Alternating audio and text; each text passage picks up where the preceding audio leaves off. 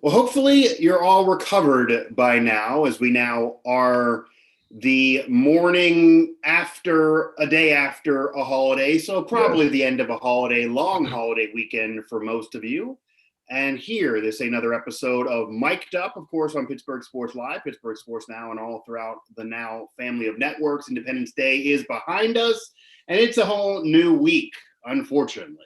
But a lot going on in the Pittsburgh sports world, really in the sports world in general.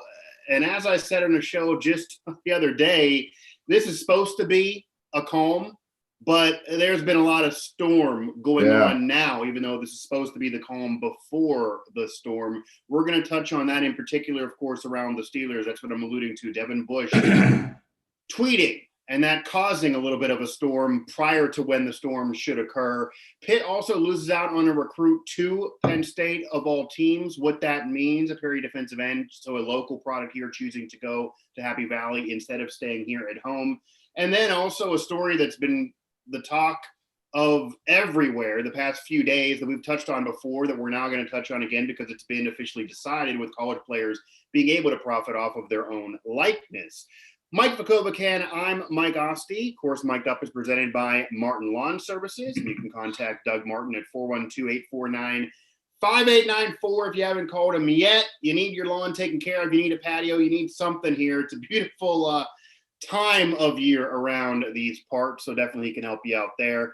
And Mike, we're going to start out with this because this has been a headline over Pittsburgh Sports Now, our flagship site throughout the network the last couple days. It certainly was something that was big news on July 4th, which again, normally maybe is a little bit of a calm period, but this was news as Tyreese Fearbry decides to attend Penn State, spurning Pitt. Pitt thought they had a chance there. Pat Narduzzi did some work, thought this, he's been a great recruiter in the past. Say what you want about his actual coaching or the team, been a solid recruiter, but the defensive end out of Perry chooses Penn State. What does losing out on this recruit mean for Pitt? And does it sting any more for the program that it is Penn State? Because he's not going far away. He's staying in the state, but choosing to go 4 hours away to State College instead of staying here at home in Pittsburgh. Well, the meaning, the biggest thing you take out of it is the fact that I know people bring up the Penn State factor, but to me, that's irrelevant just because they don't play. So it doesn't. It is. You're right. If they were playing in conference and they had to face him, but to me that's irrelevant. The biggest storyline is this broke the string of Pitt nabbing top defensive players from the area. Pat Narduzzi, Corey Sanders, Charlie Partridge, those guys have done a hell of a job the last few years getting really good players from the area, in particular defensive players. I know Pitt fans are upset, or disappointed or whatever, and you have a right to be disappointed. Right. But you shouldn't. This shouldn't immediately turn into, oh, here we go again. We can't get the players, because that's just stupid talk right there. Because in the last few years, Pitt beat. If you want to throw in the Penn State factor, and I don't do this, but if if that's the road you want to go, Pitt beat out Penn State, Notre Dame, Ohio State for Elliott Donald. They beat out Penn State and a lot of other schools for Baldwin defensive tackle Dorian Ford last year. They beat out Penn State, Michigan for four-star defensive end.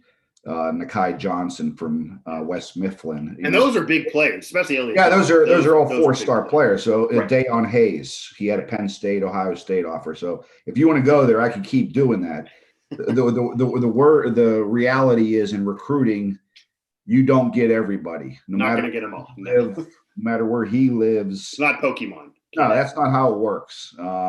Pitt did a good job with him. There's nothing that Pitt could have done different with this kid. As I said, they recruited him. They were the second team to offer him.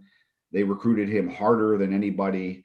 Right. This kid made by the way, Tyreese Fearbry is a great kid. Enjoyed talking with him. Wish him all the success.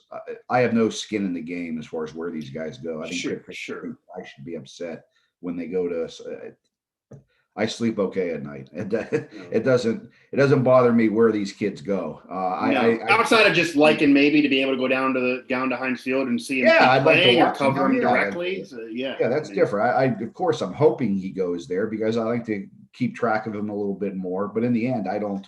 I judge them by the way they treat me when I try to do interviews with them and when we interact and stuff like that. That kid was first class. I wish him nothing but the best. It was in his mind that he wanted to leave Pittsburgh and explore, which I can understand.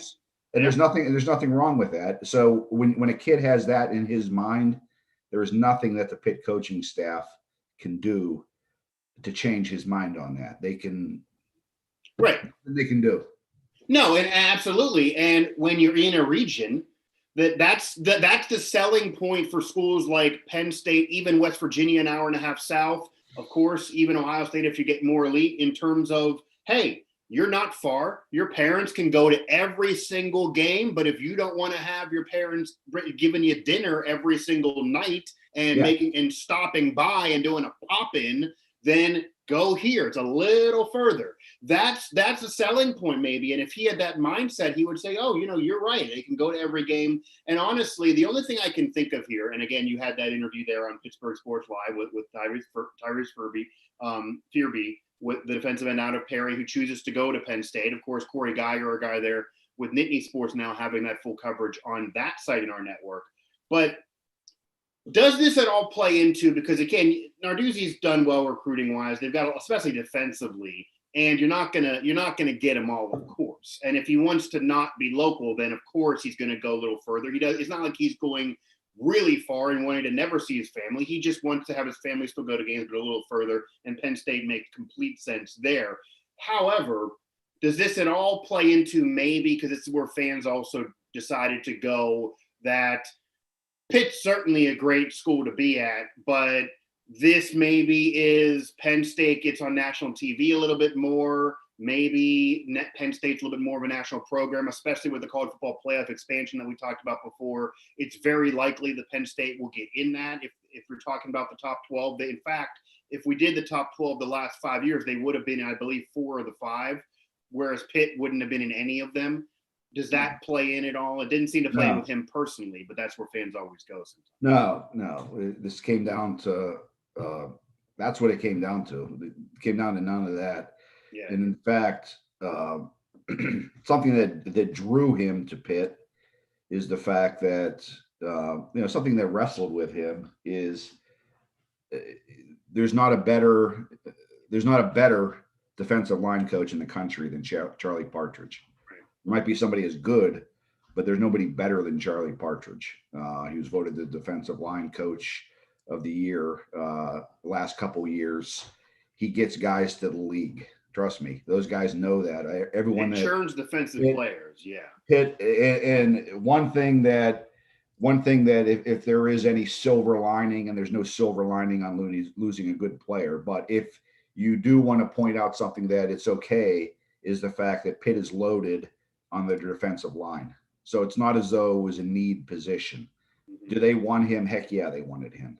Anyone that says that, then that's you're just being a Pitt fan saying that. Well, you take good players when you can get them. You recruit them for a reason. You're not recruiting them for no reason. If you're in that final 2, you want them, right?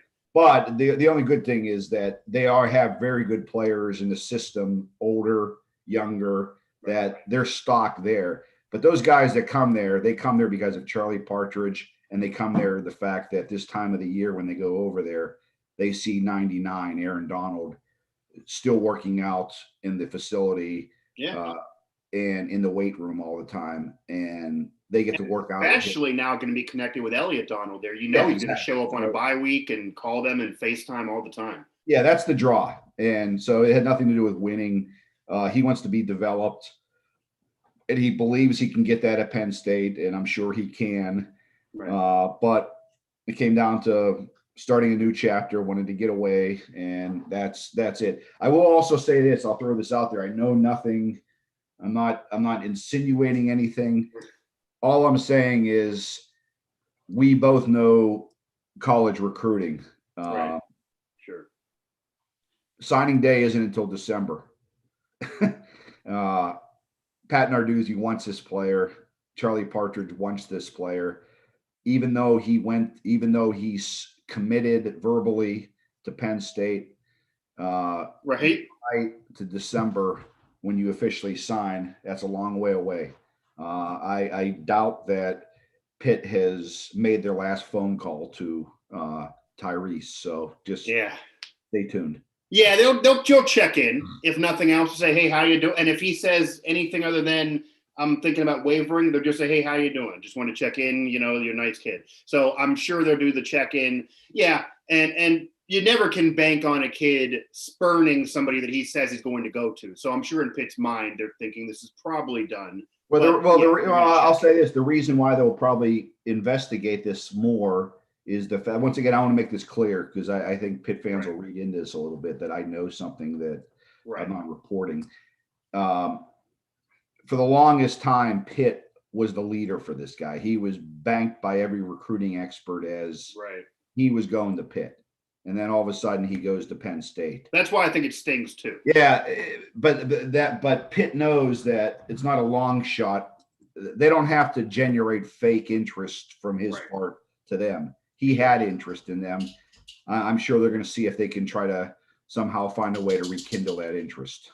Yeah, and that's also a testament to the Pitt program for another silver lining that for a player that wants to not be at home, which again is totally fine, a player that does not want to be at home, to really consider staying at home anyway, even though he doesn't want to, because of a coaching staff, because of a particular coach, because of whatever environment that's there, and certainly past players' involvement.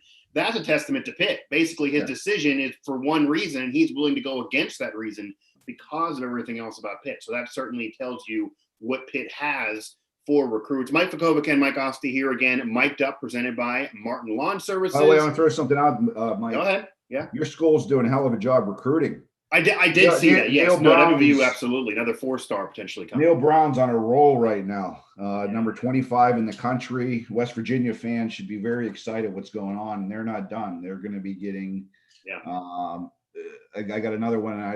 We haven't reported on it yet, but this kid's going to be committing at some point. Another 4-star kid. Yeah. And I wouldn't be surprised at all, actually, if they get at least 2 to 3 more. He's going to have West Virginia's best recruiting class in a long time. Yeah, I think the reports are since 2009 at least now, but certainly could be better. Yeah, again, and as I said before when we discussed it on this show and others, I've told others that everybody kind of has felt Neil Brown can coach. He's been a head coach before. He's coached up the program, got a bowl victory. The cupboard was bare. This is year 3. This is certainly a big deal. A lot of pressure on him to get it done. But it's a building block for the future. But now we're seeing how well he can recruit, because that's really what college football is all about. So you put them together, this program really could have the sky being the limit. And I will also say, I know this for a fact, Mike, he's doing well recruiting. You mentioned the 4-star that you're teasing that's very potentially coming here. We don't know exactly when, but that could be coming. And that would be another one for him. But Shane Lyons and that athletic program are in lockstep with Neil Brown. They love him. So if he's recruiting well, and as long as this thing doesn't torpedo on the field, he's going to be at WVU for a very, very long time. I would imagine the only way he's not there for a while is if he does so well, some other program tries to poach him. Because with his age, I would imagine he's very attractive to a lot of other programs that are above the Pitt, West Virginia level that are looking at him saying, oh, you do that there, come over here. And that would be a progression. So I don't want to scare anybody, but that would probably be the only way he's not around. Moving from a legit conversation to, I guess, now a funny one. Devin Bush, well, he thought it was funny. Maybe it's not. Devin Bush, obviously, young Steelers linebacker, looking to now rejuvenate himself because dealing with an injury-plagued season a year prior, great as a rookie. The Steelers traded up to get him. Big deal. Great player. I've been around him. Very, very smart. It appeared he knew the playbook before even getting to Pittsburgh. That's how smart he was a couple years ago when I covered him before COVID. And recently, quote tweeted a video of a cat falling to its death. Thought that was funny. We've seen a lot of other weird tweets, and this certainly can scare Steeler fans. I actually said this. I think part of the reaction is Steelers fans and media legitimately probably have some PTSD from Antonio Brown. And certainly, I mean, Alan and I talking and texting at 3:30 in the morning a few years ago about who was going to follow and track his Instagram lives. I mean, that was reality, and nowhere near as Devin Bush at that level. But you see the tweets of quote unquote, watch this, get ready, social media is a drug, I'm going to be here, stay tuned. It doesn't make you feel it's going to be good what you're going to watch this and see. We don't know. We're still ahead of what we're going to apparently see on Twitter. And this was right after he initially tweeted how much he hates TikTok. And if he sees anybody doing TikToks with the Steelers, he's going to be all upset, which of course is weird to say because it's a direct shot at Juju and Claypool. Yeah. They make money off TikTok. And I don't love TikTok either, but if you want to go ahead and make your money, have at it. But they since have said they don't care if he doesn't like it, as long as he doesn't interrupt the video, or maybe they'll put it on and catch some engagement. But that's fine. They apologize and they're fine. But then you're getting weird tweets. Basically, are you concerned about what you're seeing and hearing from Devin Bush? Nothing yet is going to – I want to make this clear off a tweet I said too. I know for a fact the Steelers are aware of this. I know for a fact from a friend of mine they're not loving it. But there's nothing that's going to result in a punishment right now. It's horrible to like the death of a cat, but it's not like he killed the cat. Nothing's going to go further right now, but certainly has some concern. Are you at least concerned right now that this is happening? It's out of nowhere, seemingly. He's been a very cool, calm, and collected guy to this point. I'm not concerned about Devin Bush, this incident. What I'm concerned about is, trust me, I'm a big Mike Tomlin fan. I think he's a very good coach. I hate to use the. He's a Hall of Fame coach. He's going to be a Hall of Fame. Absolutely. The only thing that bothers me is how this stuff continues to happen, and I have to put it on him. You have to put it on Colbert. I obviously we don't follow the other teams in the league as well. Right. We're covering the Steelers. As you mentioned, we have Steelers now, but. Why does this always happen with the Steelers? It really is. I don't see this happening you never see this happening with. Not as often, at least. The Patriots. Other teams have issues. Why do the Steelers continually have guys that fall down the social media toilet? I just there's a symposium when they get drafted about how to handle social media. Many of them have social media managers. That's probably a great idea, I would imagine, to do.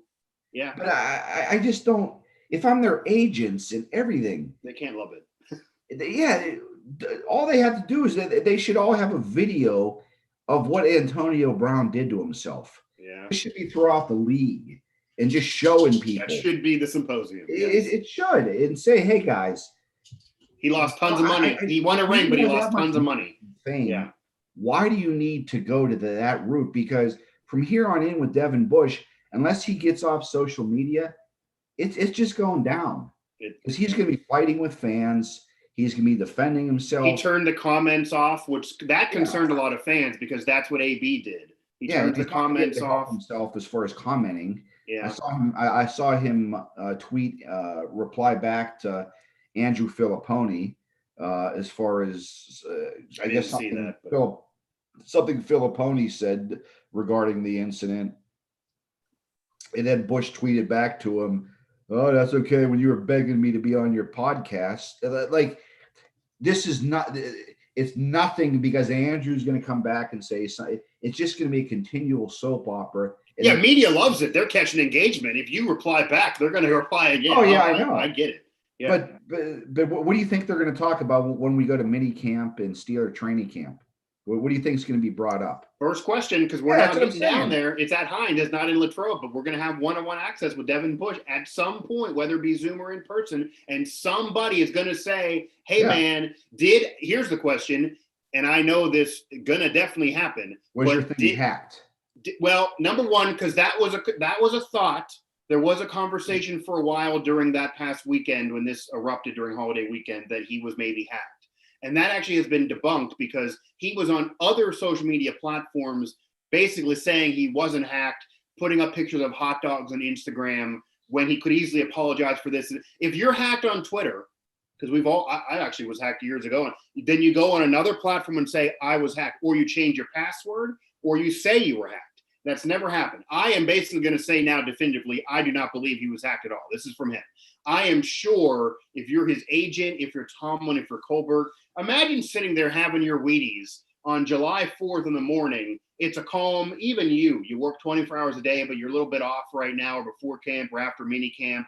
You're scooping in the Cheerios and you see, watch this from Devin Bush, and then you see a picture of a cat dying or a video. You got to roll your eyes if nothing else. It's not a positive. The TikTok thing they can get away from, the players aren't going to let that be ridiculous. But then to go this route, yeah, it seems crazy. Then he's airing his dirty laundry in terms of private conversations with media, which media is not supposed to do about players. If it's a private conversation, media is not supposed to. We do this. If you're having a private conversation with players that we all know, and they say this is just private, you're not, of course, supposed to let that out there. So he shouldn't be doing it either. So it's just not a good feeling. I also think if you had to tell me, Mike, name me, because the Steelers do always get into this. And I think the only answer to your question, your rhetorical question of why do the Steelers always deal with this, and I'm not saying they're not doing this well, because the Steelers have drafted very well, especially defensively over the years. Certainly Kevin Colbert and Mike Tomlin have drafted well defensively. But are they vetting these players personally as well as other teams? I mean, because these are young players now. If you name me 5 players and said, which 5 players would you not want to go down the social media rabbit hole and have their career kind of plunked because of social media? Which players do the Steelers need to have not deal with that? Devin Bush is one of them. Yeah. So young. The position he plays as a linebacker, they traded up to get him. He was a first-round pick. Money's there. They want to be healthy. They need defensive players because they lost some last year. TJ needs help as far as linebackers go. He needs to do it on the inside where they're doing on the outside. They cannot afford for Devin Bush to have to be suspended, if he requests a trade like he's being ridiculous, or if something goes on like that, they can't. Because I had a colleague actually say, well, should the Steelers start considering moving him because his value is so high that if he's going to go down this hole, maybe you already want to move him or at least have those thoughts? They can't be getting rid of this guy. We're 3 years into the league as a first-round pick.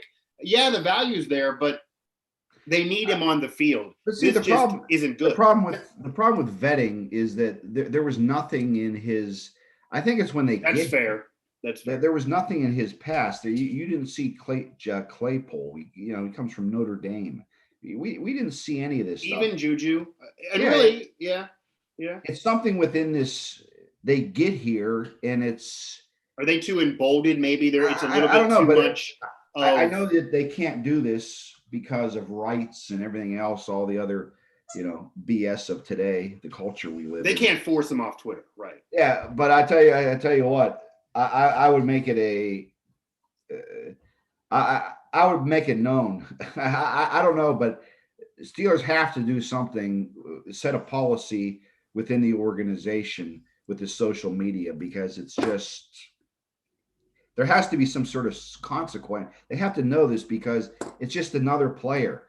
We don't know who, but there will be another player soon that this happens to. I don't think anyone would have predicted Devin Bush. This guy, the other Jagoff, Le'Veon Bell. Right. Look what he's going through now. It's going to happen. I don't know who's on the team now that it's going to happen to, but there will be another person here probably this season that has some, epiphany that they're gonna, be some TikTok star. And there's more bad stuff happening. And unfortunately, Mike Tomlin, I know he can't control everything, but he's the face of this franchise. He's let this problem go on way too long, and it just appears as though he has no answer.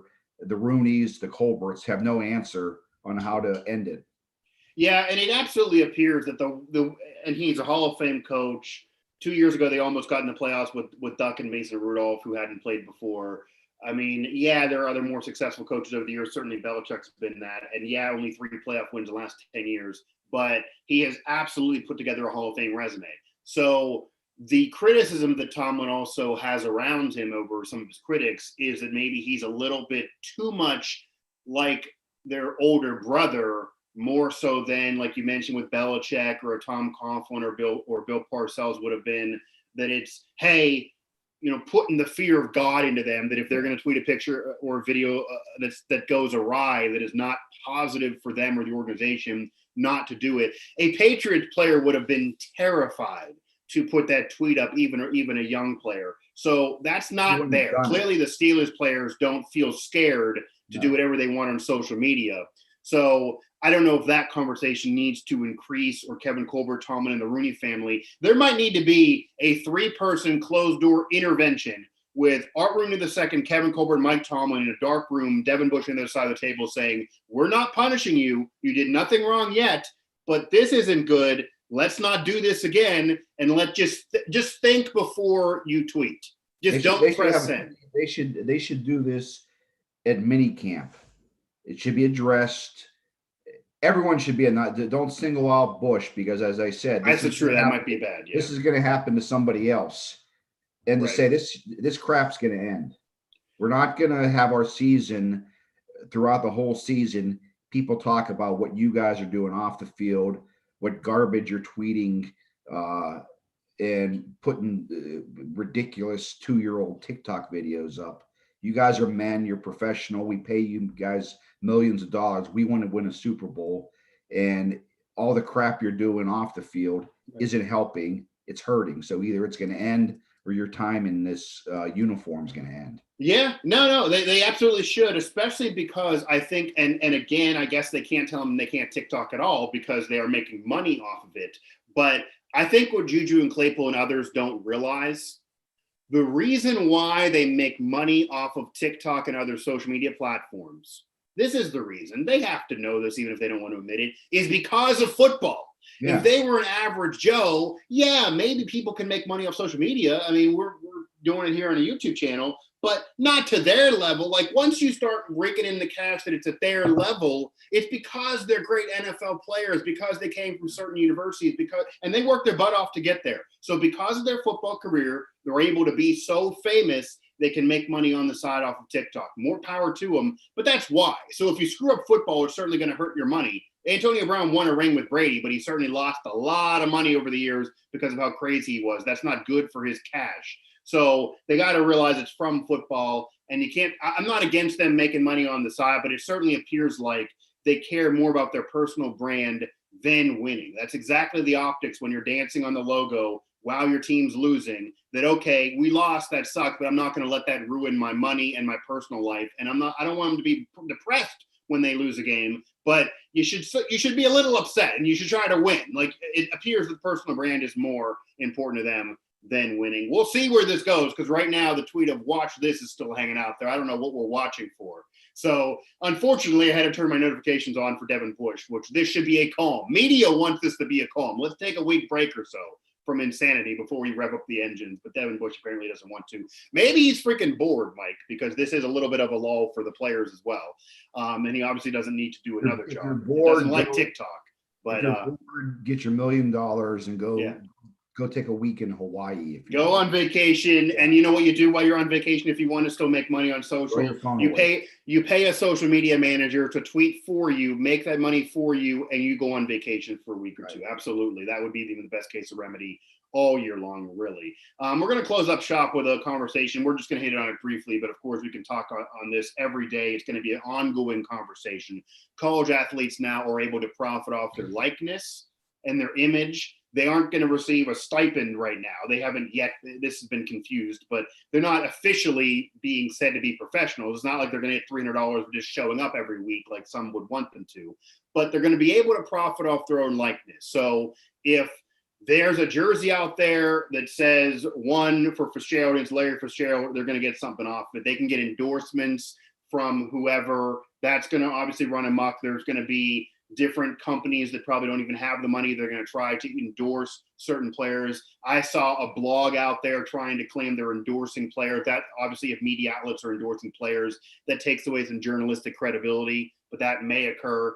Players can profit off their own likeness. Just what are your thoughts on this? And I will tell you, for me, I put out the controversial thought out there. I don't think college athletes should get paid in terms of just in general, but I have no problem with them profiting off their own likeness. It is their likeness. They're doing the work. It's their name. If they can do that and it's their branding, then they should get a piece of the pie.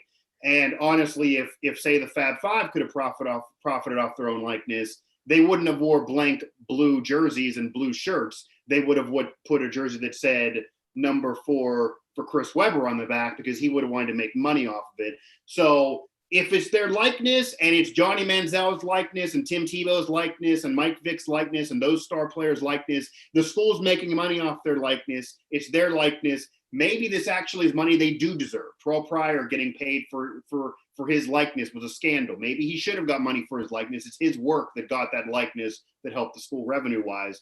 But there's certainly a dark negative side to this that I think is going to go wild. So what are your thoughts, as this does have a negative side, even though I do feel players deserve to profit off their own likeness as they now can?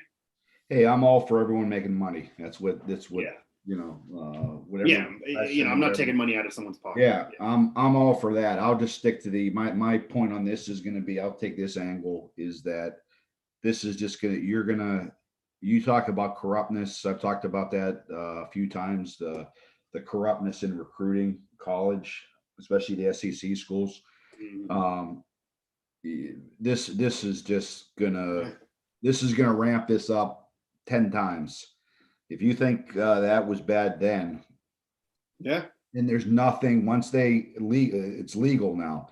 Once this happens, this is just going to be, and they'll come up with any reason. If you're quarterback at this school, you guarantee this endorsement here. Yeah, this company does this booster does this. Yeah, you don't think that a 5-star recruit that all of a sudden gets a call from a car dealership in LSU, Baton Rouge, and says, "Hey, by the way, if you go to LSU, here's a $200,000 check for you for and it's happened illegally to endorse our car." You don't think that's going to that's going to be it's going to get, so the stories that we're going to be hearing from here on in with what's going to go on here. All I'm going to say is, if you want to win, if that's your job, or if that's what your goal is in the big schools, and you really want to be competitive, you're going to have to step your game up. Your booster, I'm going to be serious. Your booster, yes, exactly. Your boosters are going to have to step up. People surrounding. And every school has a rich booster. Your all your money people around the school, advertisers, people that endorse you and support you, you're going to have meetings with them, because somehow they're going to have to find a way. That's what basically they're allowing with here. I'm going to this side with the recruiting, because that's what I follow. Well, I don't think the boosters and those companies, and they're going to love this, because those boosters want to pay for kids, and they've been doing it for years. If you remember Eric Dickerson, the reason why he went to SMU, and actually there's a whole story of him going, it was because of money. That was a scandal, obviously, but he went to SMU, and then he later said that, when I showed up at SMU, Texas A&M called me and offered me a car, and people used to call it the trans A&M, because it was from Texas A&M who paid for the whole damn thing, even though he went to SMU, and they didn't get punished for it. SMU later did for what they did. But a lot of those scandals over the years would have washed away. A lot of this happens under the radar, things we don't even know. This goes back not just to 10, 20 years, 30, 40 years. Yeah. It's been like this. So now it'll be the wild, wild west, literally, because you can just do it out in the open. But these boosters are going to love this. They're going to see this as my rich butt is going to outpay your rich butt. And yeah. Here, just one good, my final point, just an example of this. You know who Master P is, right? I definitely do. Yes. Yeah. His son. Yeah. His son, freshman basketball player at Tennessee State. Yeah.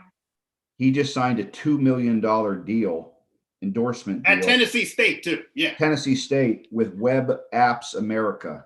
Yeah. He will be endorsing them. He's a freshman. He's an incoming freshman guard at Tennessee State. $2 million to endorse their apps. Yeah. Tennessee and obviously State. He's helped by being Master P's son. Right. But if you're getting that at Tennessee State with Master P, the Ohio States, the SECs of the world, Oh, yeah. Clemson, all that. Look out, because the stuff we're going to be reading about some of the money that these kids are going to be getting, this isn't going to affect this. That's the thing that people are forgetting, is only a select few kids are going to be able to have the opportunity to earn this type of money. Yeah, this is just kind of making it because, like, for example, the stars of Johnny Manziel and others, they were making so much money for the school individually. Yes. That's why they were mad. And honestly, I could see the argument. They were individually putting the game on national TV. They were individually getting tickets there. They were individually making so much money for the school. The offensive lineman was not bringing in the revenue Johnny Manziel was. So if you allow them to profit off that likeness, maybe it's less likely they do crazy things or try to make it a scandal, or it becomes a scandal and things like that. Reggie Bush, he was making money for USC. Yeah, the program was, but he was bringing in the money. So if he could have profited off that and then pay for his mother's house, you wouldn't have to have had his Heisman Trophy being ticked away. So this now maybe would correct that. It's not going to help player X, who's the last man on the roster. He's not going to get it, but maybe he'll get $100 a week from your local pizza shop. Who knows? You can go ahead and do that now. I think the one player, this would be my final point here as we got to go, but you mentioned Master P's son. Imagine this, because this also was a news story that LeBron James he's losing the playoffs for the first time in the first round ever, has all this time off.